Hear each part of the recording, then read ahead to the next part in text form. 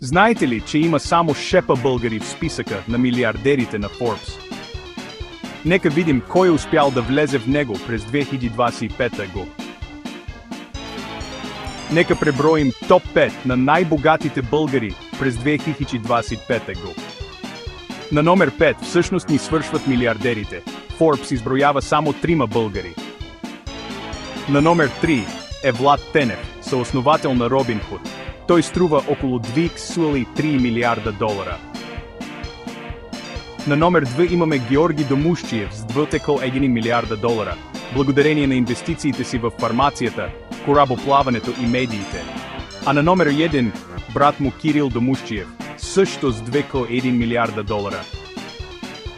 Тяхната компания Advance Properties притежава Хувефарма, която е истински световен играч.